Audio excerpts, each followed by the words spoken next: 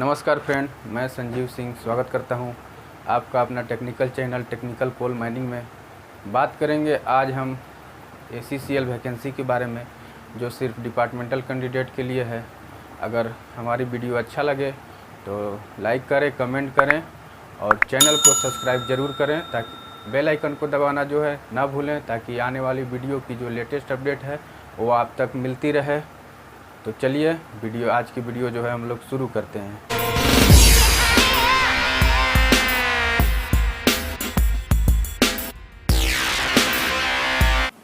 तो चलिए वीडियो को शुरू करते हैं। जैसा कि आप वीडियो में देख सकते हैं, साफ साफ दिखाया गया है विभागीय कर्मचारियों का electronic data processing, general civil engineering, paramedical staff एवं क्वालिटी कंट्रोल संवर्ग से संबंधित पदों पर चयन बाबत। इसमें आपको जहां तक देख सकते हैं कि junior data entry operator trainee T&S grade E के पद के लिए 88 वैकेंसी है टोटल, जिसमें SC के लिए 13 वैकेंसी, ST के लिए 6 वैकेंसी और जनरल के 69 वैकेंसी है। ओवरसियर के लिए जो है T&S ग्रेड C के पद के लिए 25 वैकेंसी है, जिसमें 3 वैकेंसी जो है SC के लिए है, 1 वैकेंसी ST के लिए और 21 वैकेंसी जनरल के लिए।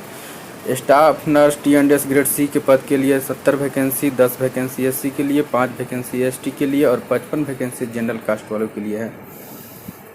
फार्मासिस्ट T&S ग्रेड C की जो वैकेंसी है वो 8 है, 1 वैकेंसी SC के लिए, बाकी ST के लिए कोई वैकेंसी नहीं है, 7 वैकेंसी जनरल के लिए है। Technical patholab technician T&S grade C के लिए 3 वैकेंसी है, जिसमें टोटल जनरल कास्ट वालों के लिए है। जूनियर टेक्नीशियन यानी ECG के लिए T&S ग्रेड D पद के लिए 1 वैकेंसी है, वो भी सिर्फ जनरल के लिए है। Technician radiographer T&S grade C 3 पद है, तीनों जनरल के लिए है। फिजियोथेरापिस्ट T&S ग्रेड C पद के लिए 1 वैकेंसी है, 1 वैकेंसी वो भी जनरल के लिए ही है। Junior technical inspector T&S grade D पद के लिए 97 वैकेंसी है, जिसमें 14 वैकेंसी SC के लिए है, 7 वैकेंसी ST के लिए और 76 वैकेंसी जनरल वालों के लिए है। Junior chemist T&S grade D पद के लिए 14 वैकेंसी है, जिसमें 2 वैकेंसी SC के लिए, 1 वैकेंसी ST के लिए तथा 11 वैकेंसी जनरल कास्ट के लिए है। साथ में देख सकते हैं कि जो दर्शाया गया है कि उपरोक्त सूची में उल्लेखित रिक्त पदों की संख्या में आवश्यकता अनुसार परिवर्तन हो सकता है। यानी जो पद दिखाया गया है इसमें आवश्यकता के अनुसार कम या बेसी हो सकता है। चलिए अब बात करते हैं इसमें एलिजिबिलिटी के बारे में, क्या एलिजिबिलिटी क्राइटेरिया है। तो इसमें पात्रता में साफ दिखाया गया है कि उपरोक्त पदों हेतु निर्गत संवर्ग योजना कैडर स्कीम के अंतर्गत दिनांक 6/10/2020 को निम्नानुसार अपेक्षित योग्यता और अनुभव पूर्ण करने वाले विभागीय कर्मचारी ही चयन प्रक्रिया में सम्मिलित होने हेतु पात्रता रखते हैं। तो पहला पद जो है data entry operator trainee T&S grade E के लिए जो है मैट्रिक या उसके समकक्ष योग्यता होना चाहिए। और यहाँ एलिजिबिलिटी और सिलेक्शन के लिए जो एलिजिबिलिटी है वो है any permanent employ having matriculation और equivalent certificate with 3 year service in the company. यानी मैट्रिकुलेशन या उसके कोई भी समकक्ष योग्यता जो है वो होना चाहिए उनके पास, और कंपनी में जो है 3 साल का सर्विस जो है वो होना चाहिए। दूसरा बात करते हैं ओवरसियर के लिए। ओवरसियर के लिए जो वैकेंसी है ओवरसियर के लिए जो मिनिमम क्वालिफिकेशन है वो है मैट्रिक पास होना चाहिए या उसकी कोई समकक्ष योग्यता होनी चाहिए। साथ में जो है should possess a recognised diploma in civil engineering 3 years course, यानी सिविल इंजीनियरिंग से जो है वो डिप्लोमा होना चाहिए, जो 3 साल का कोर्स जो होता है। अब बात करते हैं स्टाफ नर्स के बारे में। स्टाफ नर्स के लिए जो है 10+2 A ग्रेड नर्स डिप्लोमा होना चाहिए और certificate from recognised institute approved by the government, और जो नर्सिंग का डिप्लोमा होना चाहिए या कोई भी सर्टिफिकेट जो गवर्नमेंट ऑफ इंडिया के द्वारा अप्रूव्ड जो इंस्टीट्यूट है उससे होना चाहिए। बात करते हैं फार्मासिस्ट T&S ग्रेड C के बारे में। मैट्रिक पास होना चाहिए और साथ में having past pharmacist exam from an institute, और कोई भी रिकॉग्नाइज्ड बोर्ड या गवर्नमेंट ऑफ इंडिया से जो रिकॉग्नाइज्ड इंस्टीट्यूट है उससे पास होना चाहिए। फार्मेसी काउंसिल जो है, किसी भी फार्मेसी काउंसिल जो है जो जिसको उसके साथ पास जो है उसके पास जो है valid registration under pharmacy act 1948, यानी 1948 के द्वारा जो है फार्मेसी एक्ट जो है उसके अंदर फार्मेसी एक्ट 1948 के अधीन जो है रजिस्टर्ड होना चाहिए। उससे प्राप्त जो सर्टिफिकेट है उसमें जो है उसके वो जो है भर सकते हैं फार्मासिस्ट के लिए। बात करते हैं टेक्नीशियन पैथोलॉजिकल T&S ग्रेड सी के बारे में। Diploma in respective technology from an institute recognised by the government.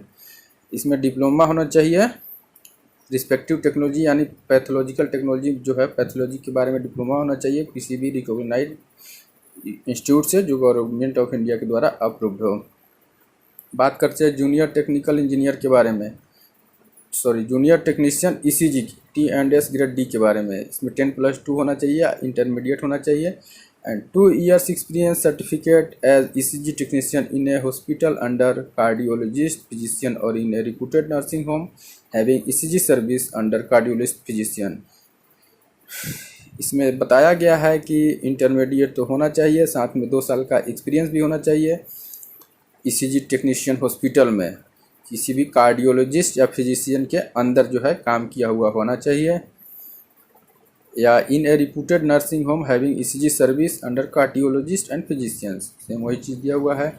बात करते हैं अगला पद technician radiographer T&S grade C X-ray technician के बारे में। इसमें जो है डिप्लोमा होना चाहिए, diploma in respective technology from an institute recognised by the government. तो गवर्नमेंट के द्वारा जो रिकॉग्नाइज्ड इंस्टीट्यूट है उससे जो है डिप्लोमा होना चाहिए रेडियोग्राफर में। बात करते हैं साइकोथेरापिस्ट T&S ग्रेड सी के बारे में। Diploma in psychotherapy from government recognised institute by the minimum 3 years course, यानी साइकोथेरापिस्ट में डिप्लोमा होना चाहिए किसी भी रिकॉग्नाइज्ड इंस्टीट्यूट से जो गवर्नमेंट के द्वारा अप्रूव्ड और जो 3 साल का कोर्स होता है उससे। बात करते हैं नवा post junior technical inspector T&S grade D के बारे में। इसमें बताया गया है कि इसमें एलिजिबिलिटी क्राइटेरिया जो है वो ग्रेजुएट होना चाहिए साइंस में, वो भी केमिस्ट्री के साथ। अगर आपने साइंस में केमिस्ट्री अगर नहीं लिया है, आपका जो सब्जेक्ट है वो केमिस्ट्री नहीं है, तो आपको जो है इसमें चयन नहीं होगा। इसके लिए जो योग्यता है इसमें दिया हुआ है any permanent workman employ of the company with 1 year service. Any permanent workman employ of the company with 1 year service. तो जैसा कि आप समझ गए होंगे कि कोई भी परमानेंट वर्कर जो है या एम्प्लॉय है, साथ में 1 साल का जो है सेवा होना चाहिए उसके लिए, जूनियर टेक्निकल और इंस्पेक्टर का जो सेवा कर चुका हो 1 साल का। बात करते हैं जूनियर केमिस्ट के बारे में T&S ग्रेड डी के बारे में। सेम वही चीज़ है, graduate in science with chemistry से होना चाहिए और any permanent workman employ with the company with 1 year service, वही चीज़ है, सेम चीज़ जो आपका जूनियर टेक्निकल इंस्पेक्टर के लिए है। बात करते हैं मार्क पैटर्न के बारे में। चयन हेतु मार्क पैटर्न क्या है? तो चयन हेतु मार्क पैटर्न है वो जूनियर डाटा एंट्री ऑपरेटर के लिए जो है वो 60 मार्क का जो है 60 मार्क का जो है रिटन टेस्ट होगा। रिटन टेस्ट अगर आप क्वालिफाई करते हैं तो कंप्यूटर प्रोफिशिएंसी टेस्ट के लिए बुलाया जाएगा जो 30 मार्क का होगा, और 10 मार्क का जो है मार्क फॉर क्वालिफिकेशन से लिया जाएगा। जैसे कि मार्क फॉर क्वालिफिकेशन का मतलब हो गया, अगर आप मैट्रिकुलेटेड हैं, डाटा एंट्री ऑपरेटर के लिए भरे हैं तो मैट्रिकुलेटेड हैं तो उससे आपको 5 मार्क मिलेगा, इंटरमीडिएट किए हैं तो 6 मार्क मिलेगा, और अगर ग्रेजुएट हैं तो आपको जो है 8 मार्क दिया जाएगा। टोटल जो है 100 मार्क से आपको एग्ज़ाम होगा। ये जूनियर डाटा एंट्री ऑपरेटर के लिए है। अब बात करते हैं ओवरसियर जो सिविल में आते हैं, सिविल सेक्शन में staff nurse, pharmacist technician, pathological, junior technical ECG technician, radiographer, psychotherapist, junior technical inspector और जूनियर केमिस्ट के बारे में। इनका भी 100 नंबर का जो है एग्ज़ाम होगा और रिटन टेस्ट होगा। बाकी कंप्यूटर और जो कंप्यूटर प्रोफिशिएंसी टेस्ट है इसमें नहीं होगा, और मार्क्स फॉर क्वालिफिकेशन जो जैसा कि बताया गया था मैट्रिकुलेशन, इंटरमीडिएट और ग्रेजुएशन के लिए जो अलग से मार्क ऑब्टेन दिया जाता था वो इसमें एप्लीकेबल नहीं है। अब नोट इसमें बताया गया है जूनियर डाटा एंट्री ऑपरेटर के लिए कि इसमें जो है रिटन टेस्ट में मल्टीपल चॉइस क्वेश्चन होगा जो 60 नंबर का होगा, और 60 क्वेश्चन होंगे। पर क्वेश्चन जो है 1 नंबर का होगा, एक क्वेश्चन जो है 1 मार्क का ही होगा। अगर आप जो है रिटन टेस्ट पास करते हैं तो उसके बाद आपको कंप्यूटर प्रोफिशिएंसी टेस्ट के लिए बुलाया जाएगा, जो 30 मार्क का होगा। Candidate who qualify in the written test will be called for proficiency. Same वही चीज़ दिया हुआ है जो मैं आपको ऊपर बताया। अब बात करते हैं mark obtain for additional qualification. Total 12 mark, जो कि मैं बता चुका हूँ आपको कि पहले ही मैट्रिकुलेशन के लिए 5 मार्क, इंटरमीडिएट के लिए 10+2 जो या के लिए 6 मार्क, ग्रेजुएशन के लिए 8 मार्क्स, जो कि उसमें ऐड हो जाएगा। बात करते हैं ओवरसियर के लिए। Overseer staff nurse, pharmacist technician, pathological, junior technician ECG, technician radiographer, psychotherapist, junior technical inspector, junior chemist के बारे में। इसमें मल्टीपल चॉइस क्वेश्चन होगा, वो भी 100 नंबर का होगा। 100 नंबर का लिखित परीक्षा होगा। 100 क्वेश्चन रहेंगे, एक क्वेश्चन 1 मार्क का रहेगा। अगर इसमें आप पास करते हैं तो उसके बाद जो है आपको जो है सिलेक्शन होगा इसी आधार पे। रिटन टेस्ट जो है वो आपको OMR सीट में जो है एग्ज़ाम देना पड़ेगा, OMR सीट रहेगा आपका। उसके बाद इसमें जो है कोई भी निगेटिव मार्कर नहीं रहेगा, कोई भी निगेटिव मार्किंग पर क्वेश्चन पे नहीं है। अब बात करते हैं कैटेगरी ऑफ कैंडिडेट, यानी पासिंग मार्क के बारे में बात करते हैं। इसमें साफ साफ दिया हुआ है कि जनरल कैटेगरी के लिए जो पासिंग मार्क है वो 40% होना चाहिए इंडिविजुअल टेस्ट में, कोई भी टेस्ट में, एक टेस्ट के लिए। और SC ST कैंडिडेट के लिए जो है 35% of total marks in each individual test.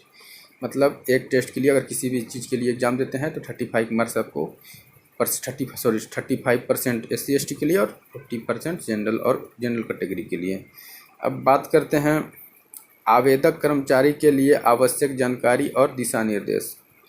चलिए जान लेते हैं क्या दिशा निर्देश है और आवेदक कर्मचारी जो आवेदन करेंगे उनके लिए। तो इसमें साफ साफ बताया गया है कि आवेदन पत्र का नमूना इस अधिसूचना के साथ संलग्न किया गया है। मतलब आप जो है www.accl.cil.in की वेबसाइट खोलेंगे तो वहाँ से जो है आपको फॉर्म जो है डाउनलोड करना है, वहीं से जो है आपको फॉर्म मिलेगा। और यह अधिसूचना जो है वहीं से डाउनलोड किया गया है accl.cil.in से। इसका जो लिंक है मैं अपने वीडियो के डिस्क्रिप्शन में दे दूंगा, आप वहां से भी डाउनलोड कर सकते हैं, तो या डाउनलोड कर सकते हैं। अब बात करते हैं सेकेंड नंबर के बारे में। अधिसूचित पदों हेतु SCCL में कार्यरत विभागीय कर्मचारियों से निर्धारित प्रपत्र में किए गए आवेदन ही स्वीकार किए जाएंगे। मतलब जो वेबसाइट पे आवेदन पत्र दिया गया है SCCL के माध्यम से, वही आवेदन पत्र आपको फिल करके सेंड करना है, वो भी यूनिट या एरिया में। तो अब बात करते हैं लास्ट डेट के बारे में। 3rd पॉइंट इसमें बताया गया है कि SCCL के क्षेत्रों एंड यूनिट स्तर पर आवेदन प्राप्त होने की जो लास्ट डेट है वो 29/10/2020 यानी दिन गुरुवार 29/10/20 को जो लास्ट डेट है वो आपको जो है आवेदन सबमिट कर देना है 29/10/2020 तक, एरिया या यूनिट में। इसके बाद जो आवेदन अगर आप करते हैं या आवेदन आपका अपूर्ण रूप से है यानी पूरी तरह से फिल नहीं किया हुआ है तो आपको आवेदन को जो है अस्वीकार कर दिया जाएगा। 4था पॉइंट दिया हुआ है कि आवेदन करने वाले कर्मचारी को अपने आवेदन में यह स्पष्ट करना होगा कि उनके कार्य की प्रकृति क्या है, यानी आप कौन से माइंस में काम करते हैं, अंडरग्राउंड या ओपन कास्ट। बात करते हैं 5वां पॉइंट की। आवेदक द्वारा निम्नलिखित दस्तावेज आवेदन के साथ संलग्न किया जाना अपेक्षित है। मतलब अगर आवेदन करते हैं तो साथ में जो है आपको क्या क्या डॉक्यूमेंट्स लगेंगे उसके बारे में यह दिया गया है। तो शैक्षणिक योग्यता के संबंध में अंक सूची, यानी अगर आप मैट्रिक पास हैं या 10th+12 पास हैं तो उसके जो आपके पास मार्कशीट है या आपका पासिंग सर्टिफिकेट है उसको सेल्फ अटेस्टेड करके साथ में अटैच करना है।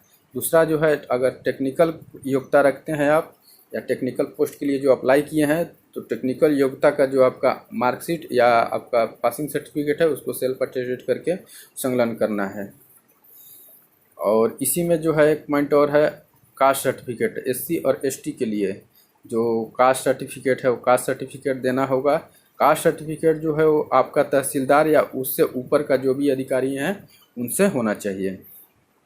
बात करते हैं अब 6ठा point junior technical inspector T&S grade D एवं junior chemist T&S grade D दोनों पद पर आवेदन करने वाले कर्मचारियों को आवेदन फॉर्म में निर्धारित बिंदु पर प्राथमिकता देना अनिवार्य हो गया। यानी अगर दोनों कर्मचारी आवेदन करते हैं तो दोनों में से बताना होगा कि किस प्रकार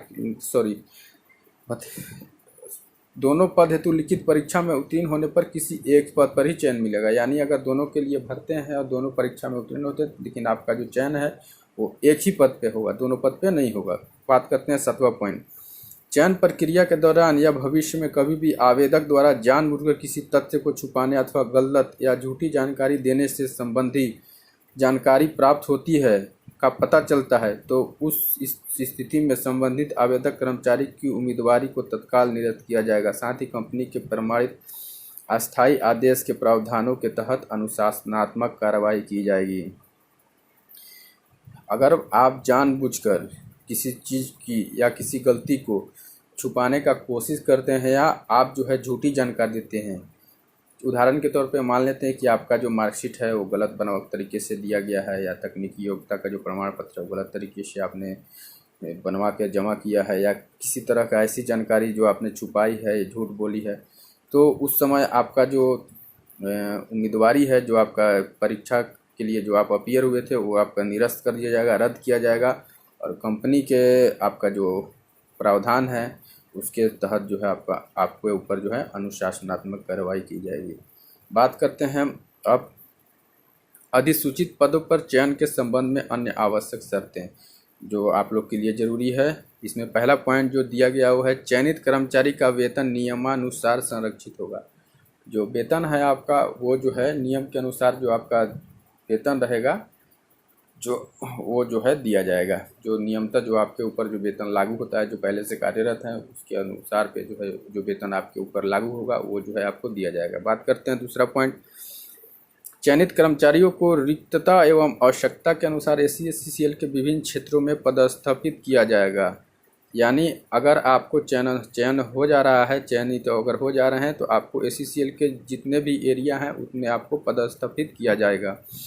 और अगर उसी में दिया हुआ है, अतः आवेदन देते समय विभागीय कर्मचारी सोच समझकर आवेदन प्रस्तुत करें। मतलब आप सोच समझ लें, आपको जो है SCCL के मान लीजिए कि किसी भी एरिया में है और दूसरे एरिया में आप नहीं जाना चाहते, आप सोच रहे हैं कि उसी एरिया में मेरा हो जाए, तो ऐसा संभव नहीं है। अगर आप आवेदन फॉर्म फिल कर रहे हैं तो आपको जो है दूसरे एरिया में भी जाना पड़ सकता है।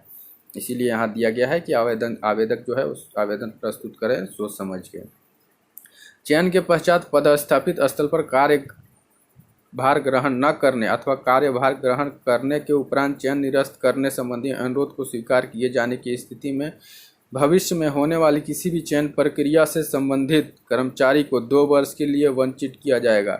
अगर आपका चयनित हो जाते हैं और आप जो है दिए गए एरिया या किसी भी एरिया में आपको जो है कार्यभार ग्रहण करने के लिए जो है आपको जो है आवेदन मिल चुका है, या आपको जो है एरिया मिल चुका है कि किस एरिया में आपका जो है कार्यभार ग्रहण करना है, और आप जो है कार्यभार वहाँ ग्रहण नहीं करना चाह रहे हैं और आप जो है उसको रद्द करना चाह रहे हैं, जो एग्ज़ाम दिए थे उसको रद्द करना चाह रहे हैं या ग्रहण नहीं करना चाह रहे हैं, तो उस स्थिति में जो है आपके ऊपर जो है 2 वर्ष के लिए आपको इस एग्ज़ाम से फिर से वंचित होना पड़ेगा। भविष्य में कोई भी जो चयनित प्रक्रिया होगी तो आपसे जो है कर्मचारी को 2 वर्ष के लिए वंचित किया जाएगा, 2 वर्ष के लिए आपको वंचित रहना पड़ेगा। तीसरा पॉइंट लिखा हुआ है कि लिखित परीक्षा प्राप्त आवेदन की मुख्यालय स्तर पर स्क्रूटनी की जाएगी। जो भी आपका लिखित परीक्षा होगा वो मुख्यालय आवेदकों की मुख्यालय स्तर पर स्क्रूटनी की जाएगी। मतलब जो लिखित परीक्षा है वो मुख्यालय स्तर पर स्क्रूटनी की जाएगी, मतलब मुख्यालय के देखरेख में जो है कंट्रोल किया जाएगा। स्क्रूटनी के पश्चात आवेदकों के आवेदन अपेक्षित अर्हता को पूर्ण करेंगे। मतलब जो भी आवेदक जो आवेदन किए हैं वो अगर पूरी तरह से फुलफिल करते हैं अपने आवेदन पत्र को तो उनकी जो है सूची जारी की जाएगी। तदुपरांत योग्य पाए गए कामगारों के लिए कैडर स्कीम के अंतर्गत लिखित परीक्षा कंप्यूटर प्रोफिशिएंसी टेस्ट का आयोजन केंद्रीकृत रूप से SCCL मुख्यालय बिलासपुर में किया जाएगा। लिखित परीक्षा पास होने के बाद जो है आपका कंप्यूटर टेस्ट जो है वो SCCL परीक्षा विभाग कंप्यूटर प्रोफिशिएंसी टेस्ट का आयोजन आपको जो है ACCL मुख्यालय बिलासपुर में किया जाएगा। परीक्षा स्थल में परीक्षा तिथि की सूचना अलग से दी जाएगी। ये बात की चीज़ है जो आपको ACCL की वेबसाइट पे ही मिलेगी। चौथा पॉइंट इसमें दिया हुआ है, चयन प्रक्रिया में भाग लेने के लिए संबंधित अभ्यर्थी नियमानुसार TA DA के पात्र होंगे। अगर आप जो है चयन प्रक्रिया के लिए भाग ले रहे हैं, यानी जा रहे हैं आप एग्ज़ाम देने, तो आपको जो है इसमें कंपनी के द्वारा TA और DA के पात्र भी हो गए। वीडियो अच्छा लगी हो तो वीडियो को लाइक करें, कमेंट करें, शेयर करें, चैनल को ज़रूर सब्सक्राइब करें ताकि आने वाली कोल इंडिया से संबंधित जो भी अपडेट हैं वो आपको मिलती रहें, और बेल आइकन को दबाना ना भूलें ताकि आने वाली वीडियो की नोटिफिकेशन मिलती रहे। तब तक के लिए